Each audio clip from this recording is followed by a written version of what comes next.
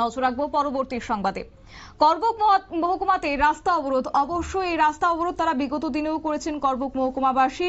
একই জায়গায় আজও তারা সরব হয়েছে বিভিন্ন দাবি দাওয়াকে সামনে রেখে। গোমতী জেলার করবুক শিলাছড়ি সড়কে তারা অবরোধে সামিল হয়েছে।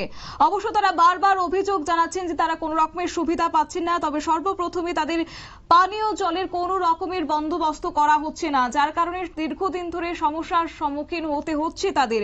একই সঙ্গে বিদ্যুৎ পরিষেবাও তারা সঠিক মতো পাচ্ছে না বলে অভিযোগ তারা তুলেছেন। পাশাপাশি রেগার বকেয়া মজুরি, এই তিন দাবিতে সরব হয়েছে করবুক মহকুমাবাসী। এবং আজ শুক্রবার সকাল 6টা নাগাদই শিলাছড়ি আরটি ব্লক হাজারিছড়ি ভিলেজের জল, বিদ্যুৎ এবং রেগার বকেয়া মজুরির দাবিতে ঘোড়াকাপ্পা করবুক রাস্তা অবরোধ করেছেন স্থানীয় জনগণ।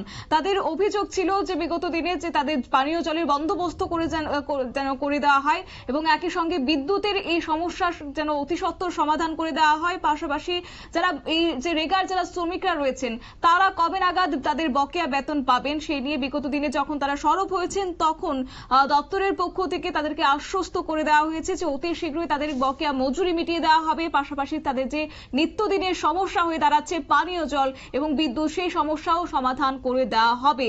কিন্তু দীর্ঘদিন অতিক্রান্ত হলেও এখনো পর্যন্ত সেই সমস্যার কোনো সুরাহা হয়নি। নিত্যদিনের ভুক্তভোগী হচ্ছে করবুক মহকুমাবাসীর সংশ্লিষ্ট এলাকার জনগণ। কবে নাগাদ তাদের সমস্যা সমাধান করা হয় সেদিকেই তারা তাকিয়ে রয়েছে। পেরেকবার আজ সকাল নাগাদ 6টা থেকে তারা যেহেতু পথ অবরোধ করেছেন, যার ফলে স্থানীয় পুলিশ প্রশাসন খবর পেয়েছেন এবং খবর পেয়ে অবরোধস্থলে তারা ছুটে আসেন এবং তাদেরকে আশ্বস্ত করা হয়েছে এবং তারপরে অবরোধ মুক্ত করা হয়েছে। যদিও এখন দেখার বিষয় মহকুমাবাসী তাকিয়ে রয়েছেন কবে নাগাদ তাদের সমস্যার সমাধান করে দেওয়া হয়। নিয়ে নিচ্ছে ছোট্ট একটি বিজ্ঞাপন বিরতি, সঙ্গে থাকুন।